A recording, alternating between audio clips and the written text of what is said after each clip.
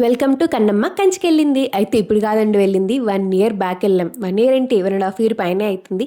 అయితే ఇప్పుడు ఎందుకు వీడియో పెడుతున్నా, అదే నాకు నా వీడియో టైమింగ్కి అస్సలు పోలిక ఉండదు. ఎప్పుడో వెళ్ళినవి ఇంకెప్పుడో పోస్ట్ చేస్తూ ఉంటా. అలా వెళ్ళడం స్టార్ట్ చేసిన కొద్దిసేపటికే దారిలో కొబ్బరి బొండాలు కనిపించాయి, అవి తాగా అనమాట. ఈ ట్రిప్లో మేము అసలు దారిలో ఏ కనిపిస్తే అవి తింటూ తాగుతూ అలా వెళ్ళిపోయాము. నాకు దూలు కొంచెం ఎక్కువ. ఆ రోజు ఏదో చేశాను, మొత్తం నన్ను తిట్టలేదు, ఈడైతే తిట్టించుకున్నాడు. అదొక ఆనందం, మీకు చెప్తే అర్థం కాదు. బేసిక్ బ్రదర్ సిస్టర్స్ ఉన్న వాళ్ళకైతే అర్థమవుతుంది. ఎంతకీ కొబ్బరి బొండంలో నీళ్ళ కంటే కొబ్బరే బాగుండింది. ఇవన్నీ పక్కన పెడితే ఒక అర్ధగంటకి మళ్ళీ మేము తినడానికి ఆగాం. అదే దోశలండి. చెప్పాగా, ఎక్కడ ఏ కనిపిస్తే అవి తిన్నాం, ఏ కనిపిస్తే అవి తాగినాం. ఇంతకు మేము కంచికి ఎందుకు వెళ్ళినాం? పట్టు చీరలకు కాదు, మేము వెళ్ళింది ఏకాంబరేశ్వర స్వామి టెంపుల్కి.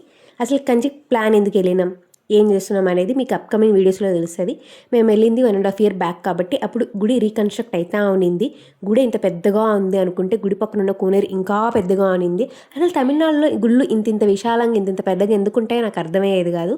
అవన్నీ పక్కన పెడితే ఏకాంబరేశ్వర స్వామి టెంపుల్ పంచభూత లింగాల్లో వన్ ఆఫ్ ద లింగం అనమాట. ఇక్కడ పృథ్వీలింగం ఉంటుంది, which is related to earth. గుడి మాత్రం చాలా బాగుండింది.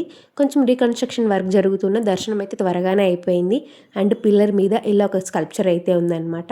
లైక్ ఎంత బాగుండిందో, అమ్మవారు స్వామికి బొట్టు పెడుతున్నట్టు. అండ్ గుళ్ళో మాత్రం చాలా చల్లగా ఉండింది, బయట ఎంత ఎండగా ఉన్నా.